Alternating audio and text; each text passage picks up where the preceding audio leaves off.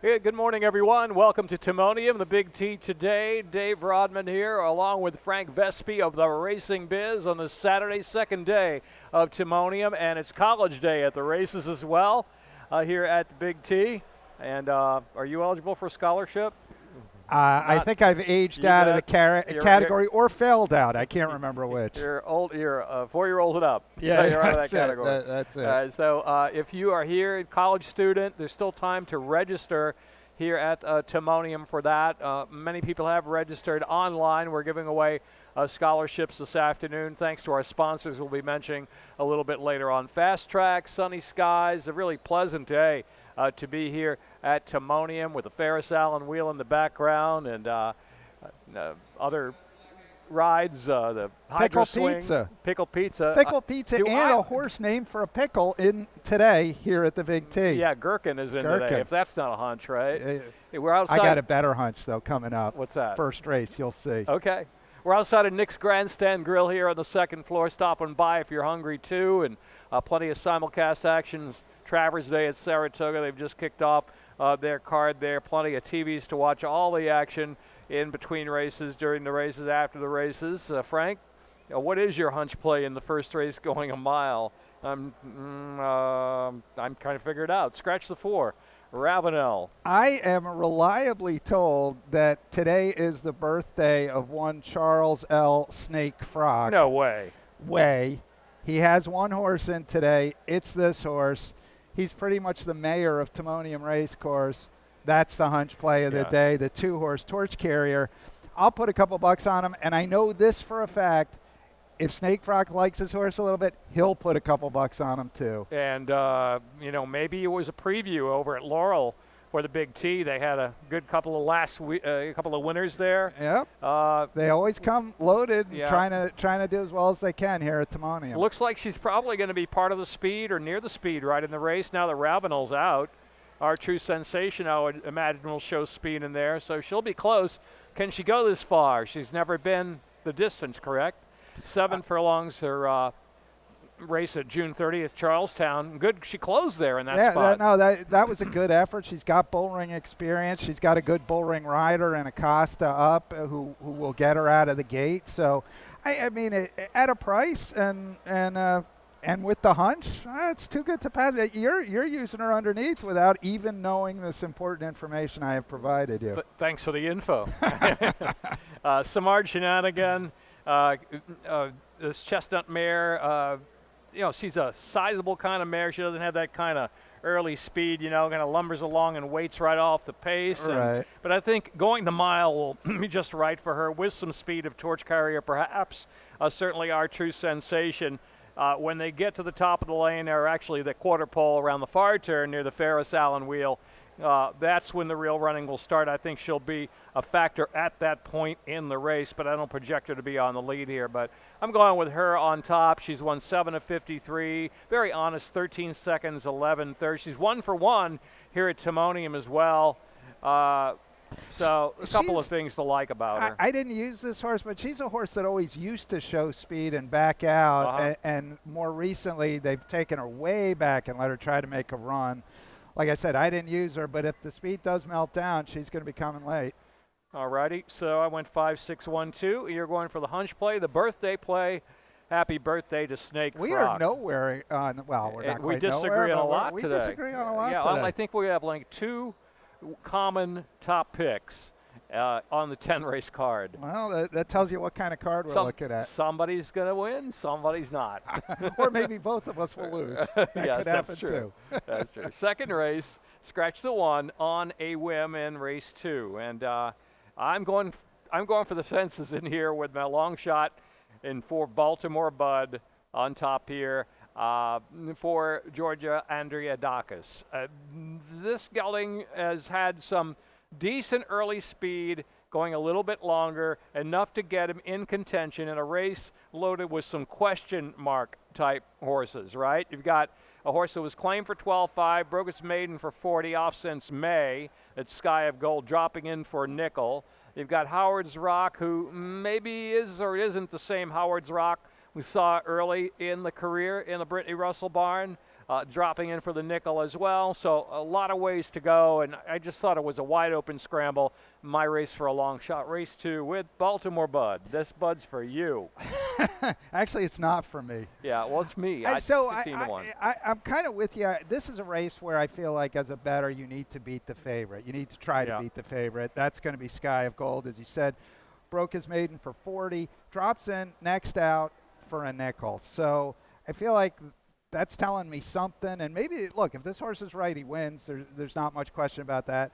I went with Prince Pikachu, speed from the outside, broke his maiden last time out. Charlestown at the bottom, going 4.5. So he has that kind of 4 furlong speed that you need here. Bumped into Gina Robb, who sort of co-trains this horse with Jerry Robb just prior to the races. She told me he got off the van looking like a fire-breathing dragon. So it sounds like he's ready to roll. That's where I ended up here.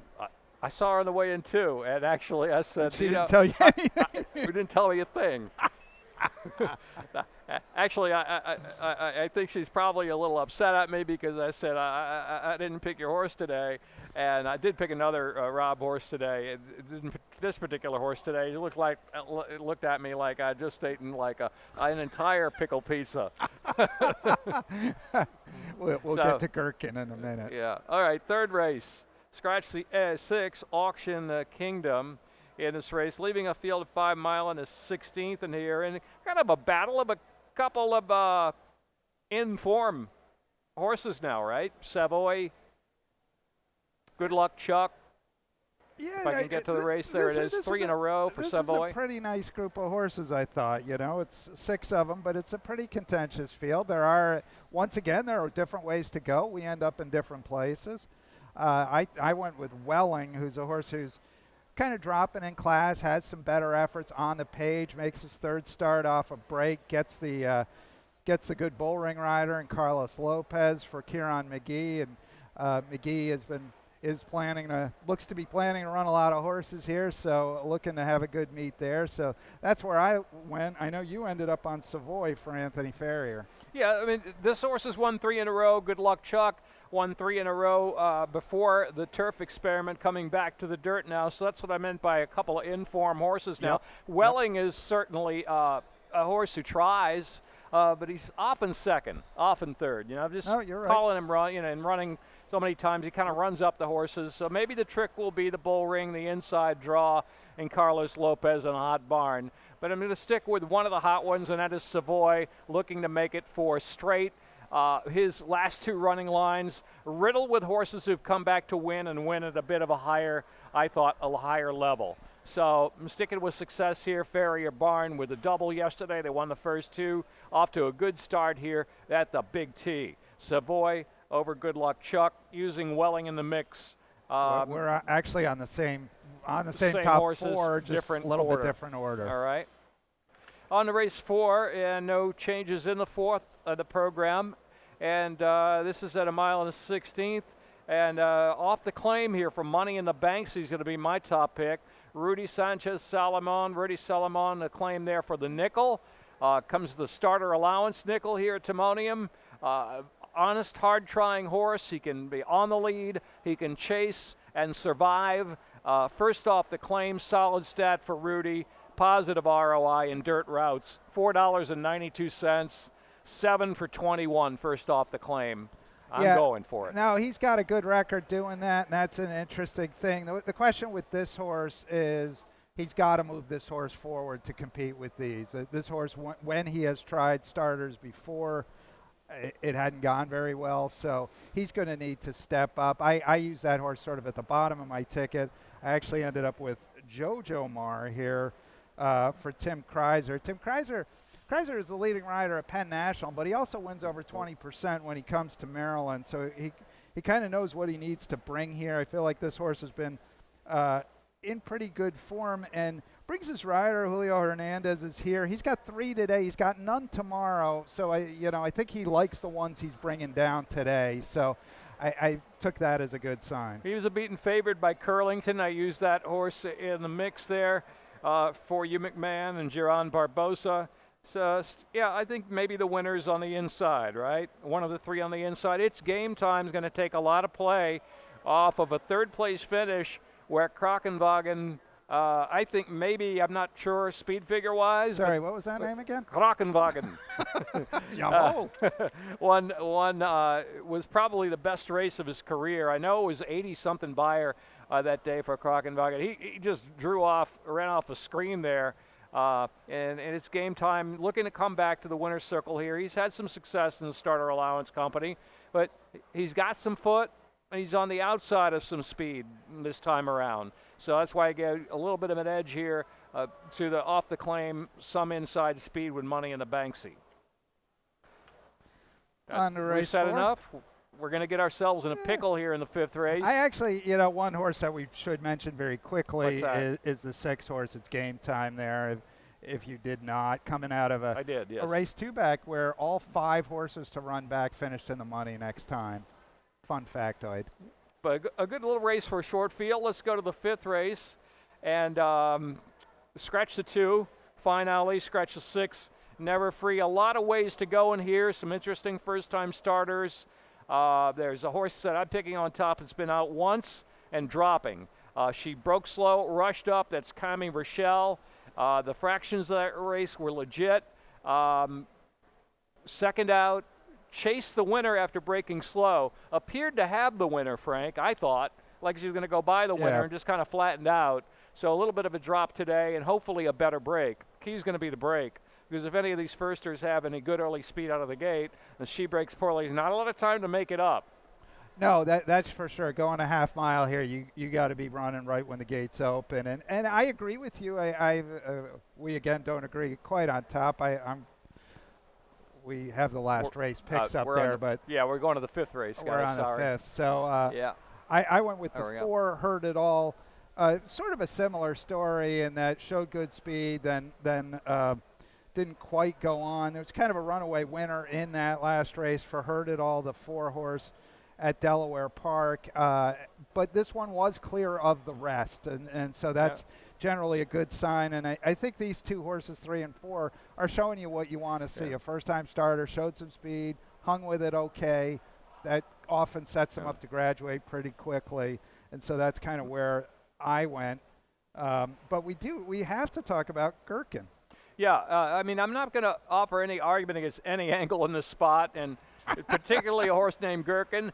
We were talking. He's out of a damn name, fighting pickle. Well, he's by Opportunity. Opportunity had a couple of winners this week. Brandon Sire, Opportunity with 2 winners this week with first-time starters. Now 10 starters, 2 wins, a couple of seconds, and a third. So Stallion's heating up.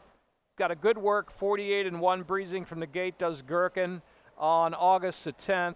The other gate work that day was a horse who went the same time, 48-1, one of the other gate works, Israeli Army. That horse ran okay. That was a Ben Feliciano horse that ran, was it 3rd or 2nd at Laurel on debut. Took a lot of early money at the windows. And ran by, I think it was in the Albany, Johnny Z from Albany race. Okay, so right. Judging off of that, if this horse is anywhere near Israeli Army's good run, Gherkin may win first out by up-and-coming Sire. No, I think Gherkin is definitely live, and also notable. Worked a half from the gate the same day as a stablemate. Come On. I don't know if they worked together, but this one did go faster than that one. That one went 49, and this one. Well, something to be said for the other part of the entry. Come On or Damn Tuberose was a first out winner, one first out. So I like that win early angle. Yeah, the siblings have not. The 4 of them are winless in debut. Well, maybe this is the one that'll click. And then everybody will say, hey, this one's 20%. That's great. That's great. All right. That's it for that one. I mean, I'm good. I'm not going to argue against any pick in there. 6th race, scratch the 4 and the 7, Volnay and R. Avery Lynn. Rudy again. I'm going with Rudy here. Hey, we're in the exact same place here. Look at us. One of the two that we have in common on top today. Click to confirm. Frank and I agree.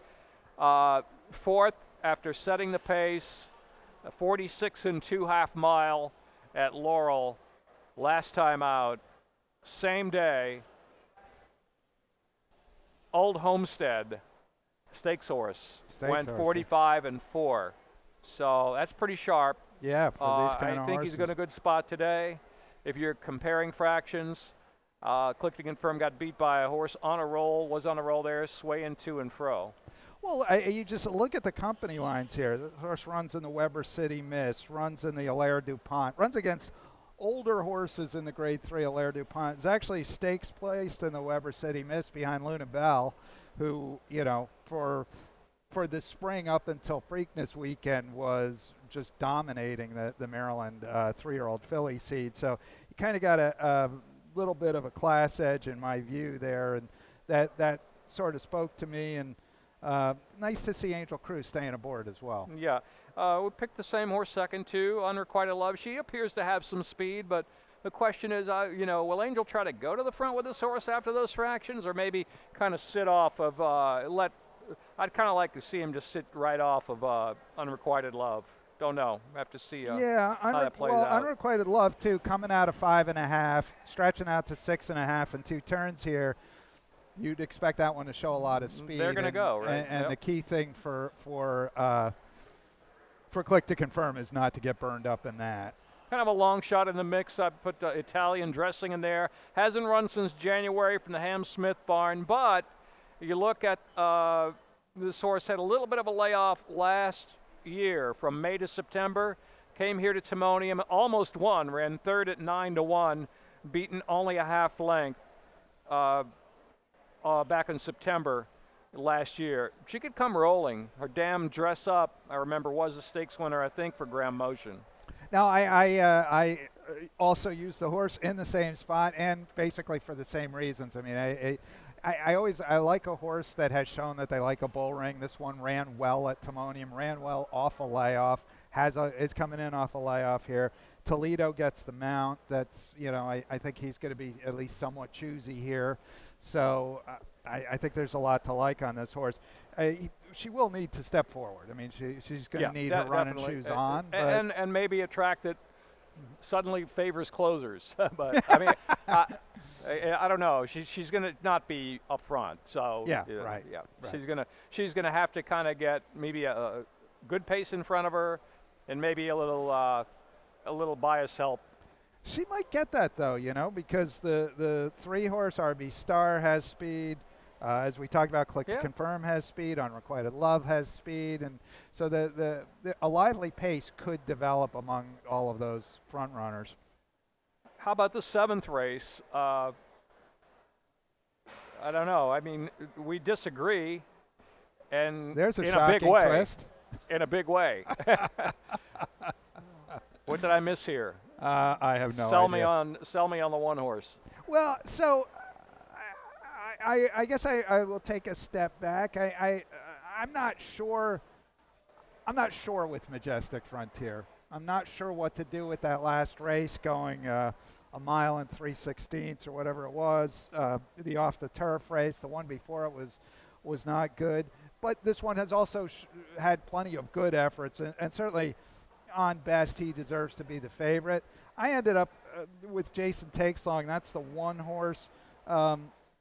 This horse won an allowance race at Charlestown, 2 back, so has some good bull ring form. Boca Chica named on 2, this one and 1 other.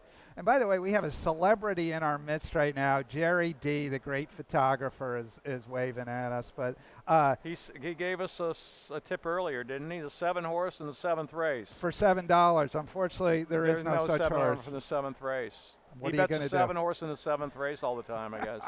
Like Jack Harmon plays the 1-5-5-1 all the time. Yep. And then even where we split a ticket in the pick 4 at Saratoga, say, and we're alive for like 8,000 in the last leg, and it finishes 1-5 and we don't have it, he'll pull out his ticket and go, I've got it. Yeah, you just beat yourself out of $8,000, but you've got it.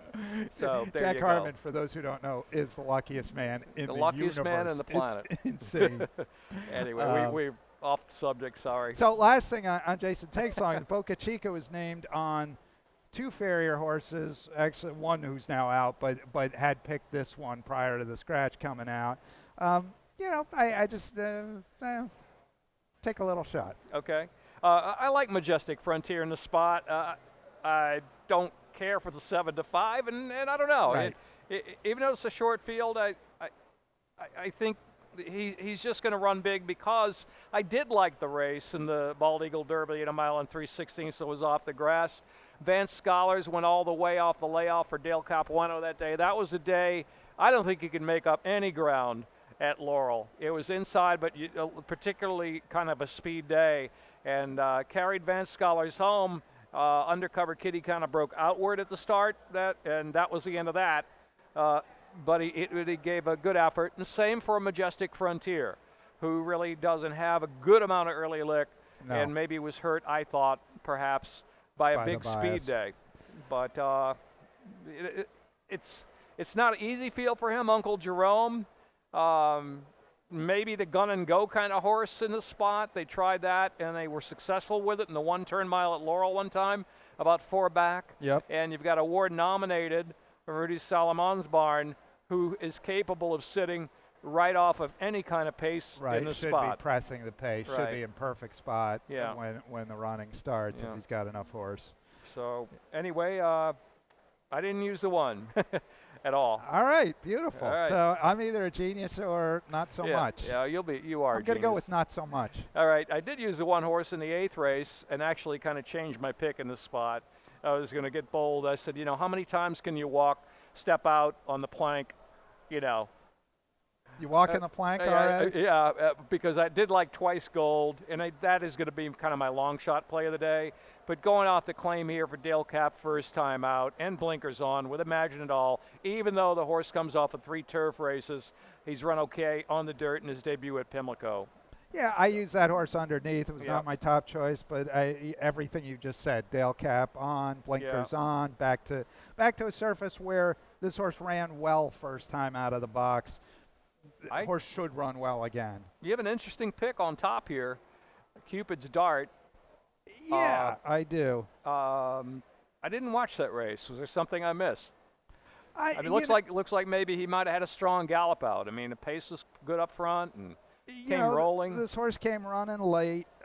Lupe Preciado does a good job. He doesn't have a tremendous record with second start maidens. I think he's 4 for 28, so it's respectable. But it's you're not going to jump up and down for it. But I thought that was a solid debut. Parks can be a little tricky sometimes, especially for horses on debut because a lot of kickback, and this horse was in the back taking it. Okay. And that's also, I thought, notable, only mount for the rider. The rider stays and only mount of the day. So, Well, plus I really like horses that run well first out, second time back. Okay. That's Yeah. just a big bias that I have. I'm not going to argue with that. Well, you kind of are. I am. I'm going to give the 3 Twice Gold one more shot at a little price in here. I liked his chances last out. He did no running August 6th at Laurel. He was entered at Laurel August 14th for maiden 30 with blinkers on, and they scratched him. And here he is at Timonium, maiden special weight. I don't know what to make of that. Sounds like they might like him a little bit. He's not in for a tag. So I'm going to give him a little bit of a shot here, adding the blinkers. Kind of thought he'd be closer last time out, and he just kind of loped along back there. I'm really kind of hoping for a little bit of a miracle and a wake-up with the addition of blinkers. I realize that. But at that price, I got to use him in there. Yeah, I mean, I use this horse sort of at the bottom of the ticket, obviously at 2173 there. And the issue I have with this horse is, a couple of those speed figures are okay for this group, but really this horse has not made any impact on the races. He runs a 57 2-back Beyer speed figure, but he's beat 10 lengths. I mean, he's kind of nowhere, and I don't know. Okay. I don't know. We do know he rolls is probably going to be pace factor. And he's one of those horses you can see by his record and his running lines. He gets out there, he tries, and then seemingly almost waits on somebody, and there's always a somebody coming. Maybe today there's nobody coming. Maybe he's just going to go rolling right to the front against this group and never look back. Yeah, Maybe- another maybe- bias of mine is horses that have had 11 starts and are Uh-huh. still maidens, not so much. But you're right. I mean, this horse will be in front, could should be- be in front Could early. be the Kimi Chardonnay of today. You know, Yomar Ortiz won one yesterday Yeah. at big odds. Maybe wins another one today at decent odds with He Rolls. Ninth race, Timonium Distaff, scratch 1, 2, 6, 7, 8, 9. So we're only left with 4. And now, LLOL to me, Lone Lick of Life. One of the 2 picks we agree on top today, Yep. Malibu Beauty. Yeah, I mean, just as you said, this horse should go to the front.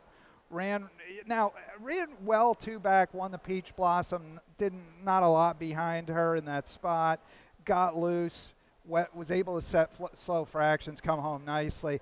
I don't know that the lead's going to be quite as easy for her this time because I imagine that Hybrid Eclipse is going to, at the very least, try to press here.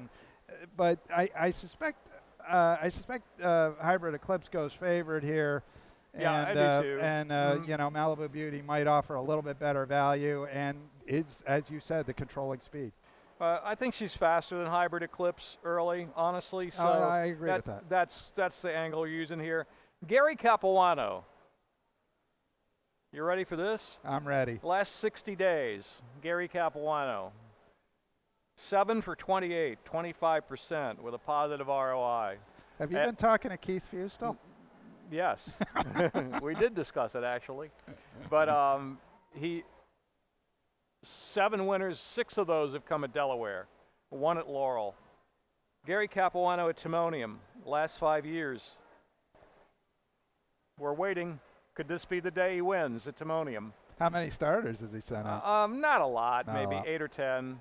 And, you know, so I'll give him a slide on that. But, I mean, his barn is really, really hot right now.